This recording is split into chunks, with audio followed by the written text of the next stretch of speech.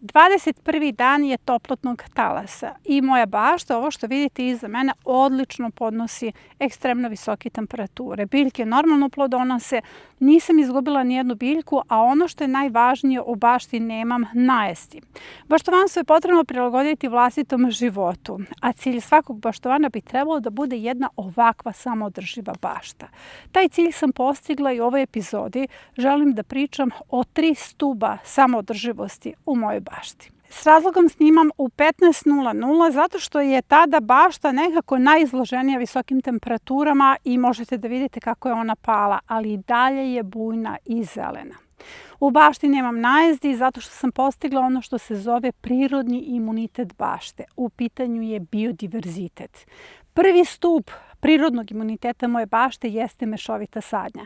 Ja mislim da na kanalu imate mnogo epizoda koji se bave uopšte mešovitom sadnjom, važnošću mešovite sadnje i možete da primenite mnogo takvih kombinacija. Evo sada postavljamo upravo jesenju zonu, imate serijal zimska bašta i možete tu da postavite neko od tih kombinacija. Ali evo ovo je primjer gredice koja je u mešovitoj sadnji. Mešovita sadnja se radi na osnovu nekoliko principa: dužina vegetacije, afinitet rasta, plodored i sestrinstvo biljaka. Biljke se na taj način međusobno čuvaju i pomažu. Od biljaka zaštitnica imam barijerne biljke, pa evo pogledajte kombinaciju visoke biljke u odnosu na niske biljke, jer te barijerne biljke su ključne. One nekako prave tu fizičku barijeru kada su u pitanju niski letači, na taj način štite naše biljke. Zatim imam biljke indikatore. Indikatore ima puno u bašti. Jedna od njih jeste mahunarka, odnosno bilo koja mahunarka. U ovom konkretnom slučaju jesu visoke boranije. Oni su indikatori većine nevolja u bašti, jer se kod njih recimo problem sa grinjom pojavi do 5 do 6 nedelja pre nego što će se pojaviti na dinjama, lubenicama, krastavcima, paradajzu. Među biljkama zaštitnicama ipak najviše volim bankare. Bankari su važni jer su oni gnezda predatorske grinje. Predatorska grinja je spasila baštu od svih nevolja, uključujući i grinju koju ste mogli da vidite na krastavcima, jer da nije bilo te grinje ne bih mogla da snimim epizodu. Dakle, otkad imam biljke koje su bankari, nemam apsolutno niti jedan problem sa grinjom, tripsom ili crvenim paukom. Od biljaka zaštitnica u bašti imam biljke atraktante i biljke repelente. Koja je njihova uloga? Atraktanti na sebe privuku nevolju ili privuku čak i korisne oprašivače ili korisne insekte, dok one biljke koje su repelenti, one odbijaju. Njihova uloga je ovdje ključna. Recimo, zašto se sadi mrkva u podnožju paradajza? Zato što će mrkva odbiti moljca koji napada koren paradajza.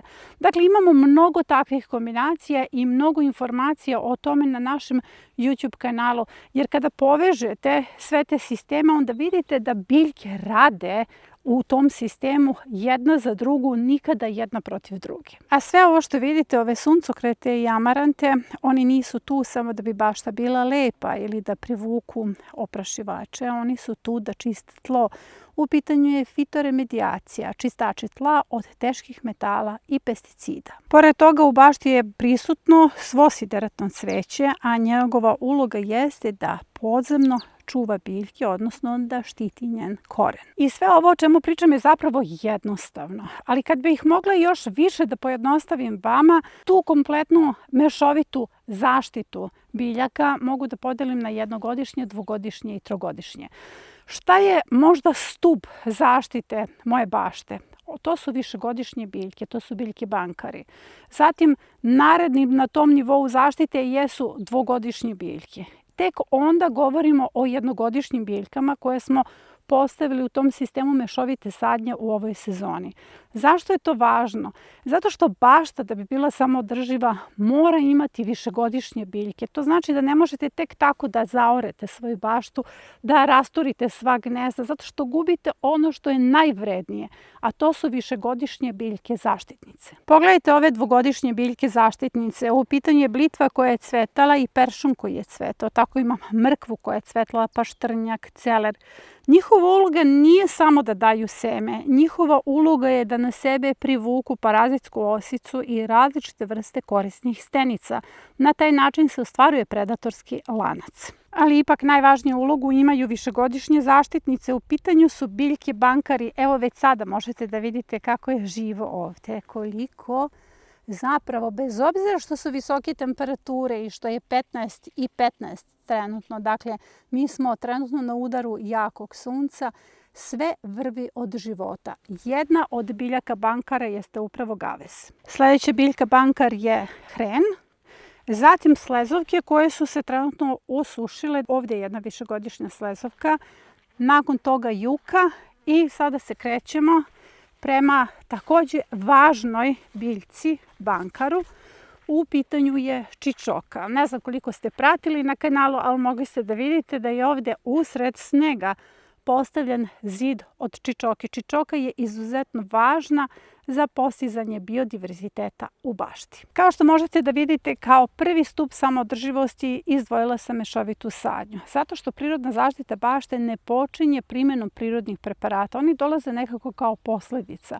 Ona počinje postavkom sistema koji se međusobno čuva. Zato se u okviru paketa prirodna zaštita bašte ne nalazi samo zbirka od 200 recepata za prirodne preparate, već se nalazi 3 video vodiča. Video vodič koji vam ukazuje na prve simptome, prve probleme u bašti gdje ćete na vreme da prepoznate problem. Video vodič koji vas upoznaje sa korisnim predatorima. Mogli ste na gavesu da vidite koliko ima korisnih predatora koji su u bašti s razlogom koje sam privukla u baštu. I video vodič koji će da vam pokaže kako pravilno da pozicionirate biljke zaštitnice. Paket je još uvek dostupan. Za više informacije o paketu možete da pogledate putem linka koji će biti postavljen u komentaru ispod ove epizode. Sljedeći stup samodrživosti jeste to što uglavnom uzgajam stare sorte. 95% su u bašti prisutne stare sorte. Ne samo što je to bioraznolikost različitih vrsta u bašti. Stare sorte su mnogo otpornije od hibrida. Mnogo bolje podnose ovako ekstremne uslove i manje su ovisne o vodi. Svake godine uvodim i neke hibride. Istražujem, ispitujem da li ti hibridi uopšte mogu dobro da se provedu u mojoj bašti. Kako ih bašta prihvati i odmah moram da vam kažem, u odnosu na stare sorte, hibridi apsolutno nisu prihvatljivi kao stup samoodrživosti. Evo navešću vam samo jedan primjer, da ne dužim puno. Ovo je krastavac, trenutno je 15 i 25. Dakle, sunce udara najjače. Šta vidite na ovom krastavcu? Malo se osjeti transpiracija.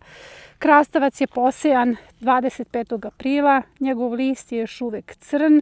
Ima jaku boju. Mnogo plodova je dao. Evo, ovako izgledaju njegovi plodovi. U pitanju je stara sorta, tradicionalna sorta koja se zove Market More. I ta sorta ima sposobnost prvo da podnosi visoke temperature, da je otporna na plamenjaču, pepelnicu, na grinju, dakle na njoj se ne može pojaviti grinja, da plodovi gotovo nikada nisu gorki i sorta dobro podnosi ekstreme. Hajde sada da vidimo kako izgleda hibrid u mojoj bašti. Dakle, pričamo o hibridu koji je mažen, pažen, koji se stalno zaliva i koji sada kada je ovako ekstremno toplo potpuno padne i jednostavno ne može da izdrži ove gorštačke uslove u mojoj bašti. Sve vreme ga negujem. Čak sam, kada je u pitanju ovaj hibrid, digla permamodel, dodala zemlju oko korena misleći da je problem sa korenom, vratila permamodel, dohranjivala ga redovno, ali ne vredi. On ne može da podnese uopšte uslove kao što podnosi Market More kao stara sorta. Dakle, ključ samoodrživosti jeste dobar izbor sorti. Neko bi pomislio da će to biti hibridi, profesionalni hibridi koji treba da nekako profesionalno izdrže sve uslove, ali ne, oni su razmaženi.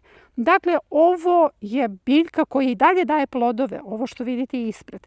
Samo uvek izgleda ovako, uvek padne i ni blizu ne može da podnese uslove kao Market More. Od sorti paradajza uzgajam 99% stare sorte. Ove sam sezone samo jednu hibridnu sortu uvela. Sada ću vam pokazati o čemu se radi. Ni blizu nisam zadovoljna kako zapravo su ukusom stare sorte dominantnije, jer one imaju i neku prirodnu pigmentaciju koja zapravo im obezbeđuje opstanak na ekstremnim uslovima. Uslov za samoodrživost jeste da uzgojite stare sorte i ovde nije reč o tome koliko je važno da čuvate, jer je to generalno vaša samoodrživost. Ja se zaista sada bavim samo temom samoodržive bašte, bašte koja podnosi ekstreme i bašte koja nema najesti. Jedini hibrid paradajza u bašti je upravo ovaj ležak SP109. Odličan je urod. Po ukusu ne može da parira niti jednoj staroj sorti. Na visokim temperaturama doživljava je stres i ima tvrdu kožicu. Druga generacija ili drugi turnus je ovo ovde, a treći turnus se nalazi tamo. Dakle, oni reaguju na stres. Pogledajte kako izgleda, kao da je neka očerupana kokoš. Ali pored njega, odnosno ispred njega, se nalazi stara sorta. I sad možete da vidite na prime time-u jakog sunca u bašti kako izgleda ova stara sorta. 30 godina u porodici, dobila sam od baštovanke. To je njena mama nasledila od svoje mame. I eto, ja je čuvam tada kako sam je dobila, čuvam je svake godine i obnavljam. Sorta koja jako dobro podnosi ekstreme. Dakle, izbor sorti je ključ samoodrživosti. Ne samo vas u životu, jer staru sortu stalno obnavljate, već same bašte, zato što te sorte bolje podnose ekstreme. I treći stup samoodrživosti jeste uzgoj u permamodelima. Ovo što vidite jesu permamodeli koji se spremaju za jesenju zonu. 1, 2, 3, ono je sve tamo već posijano. Dakle, kada sam prešla da uzgajam u permamodelima, tada je moja bašta postala samoodrživa i bolje podnosi ekstreme, jer sam na taj način spojila mešovitu sadnju sa starim sortama i nečim što je potpuno prirodno, a to je uzgoj u sistemu koji povezuje 5 bioloških metoda na jednom mestu. Prvo ću rešiti jednu zabludu. Komentar koji često pročitam ispod naših videa, sve je u redu, za permamodele potrebno puno vode. To nije tačno, za permamodele nije potrebno puno vode. Kada ih uslojite, potrebno je nekoliko puta zalivanje i aktivatorom i vodom da oni upiju vodu. Jer sada zamislite jednu balu sena. Ona kada je suva može da se podigne, laka je. Kada pokisne i natopi se vodom, vi nju više ne možete sami da podignete zato što je ona u sebe upila vodu. Na taj način bala sena postaje dozator vode, jer ovo možete da tretirate kao jednu malčiranu gredicu, odnosno malčirani sistem koji je osmišljen kako bi čuvao vlagu. Kod uslojavanja koristim kuhinski otpad, naravno stajnjak je obavezan, opalo voće, recimo opale jabuke. Zašto vam ovo snimam? Zato što je sve ovo presađeno na tom vrelom talasu prošlu nedelju. Tačno ima 10 dana od presadnje. Evo vidite kako niče, sve iz sistema za brzi uzgoj. To je zato što sam u ove permamodele stavila jabuke. Kada se pomešaju jabuke i seno, dobijete materijal koji se ponaša kao prirodni zeolit. Upravo zbog posebnog sistema uslojavanja i zbog sadnje u gnezda, biljke u permamodelima razvijaju dubok koren. Na početku nekako kao da su u zastoju, imate osjećaj da ne rastu ni gore ni dole, a zapravo sve vreme rastu, ali podzemno. Kada razviju dubok koren, one postaju samoodržive. Ne samo što u permamodelima biljke imaju dublji koren. Koren se nalazi u ugodnim uslovima, već one hlade taj koren. Jer recimo ovo je kutak za odmor koji sam zalivala pre 2 dana. Biljke se jako dobro osjećaju. I želim baš da vam pokažem kako izgleda zemlja u samom permamodelu. Zemlja je hladna, samo stavite ruku i vidjet ćete da je ona hladna, što je osnov za koren, jer koren se treba ohladiti na ovako ekstremno visokim temperaturama. Zatim, ovaj kompost unutar samog permamodela je vlažan. Dakle, još uvek se čuva vlaga i to je treći stup samoodrživosti moje bašte. Kada se spoje stare sorte, mešovita sadnja, permamodeli, sasvim je logično da je ova bašta samoodrživa. Znate koja rečenica mene najviše zbunjivala, a koju su mi često izgovarali, a to je pusti prirodu da radi svoj posao. Jednostavno nisam znala kako se to pušta priroda. Hajde, otvaram ti vrata, dođi i radi svoj posao. Zapravo to ne funkcioniše tim redosledom. Ja vas pozivam da vratite prirodu u svoje bašte, jer odavno je ona proterana iz bašti. Mi imamo neprirodne bašte, a tražimo prirodna rešenja za njih. Dakle, kada napravite jednu ovakvu prirodnu baštu, gdje se priroda u punom svom sjaju vraća u nju, vi nećete imati problem s najezdama i neće vam baštovanstvo biti zamorno. To je sve za današnju epizodu. Ja sam s razlogom snimala na najjačem suncu, dakle sada se već približavamo 16 časova, dakle to je zaista prime time kada sunce udara po mojoj bašti. Želim da vidite to izdanje, jer ako pričamo samo o održivosti morate da vidite da je ona ugrožena, da ona zaista ima uslove, ekstremne uslove koje mora da izdrži. I naravno sve vreme držim šešir u ruci, sada će naša administratorica Nada Radenjić da kaže zašto ga ne staviš na glavu, zašto ga držiš u ruci, ali zapravo ako moje biljke mogu da podnose ekstreme, mogu i ja da podnesem sat vremena snimanja na visokim temperaturama. Pozdravljam vas do naredne epizode.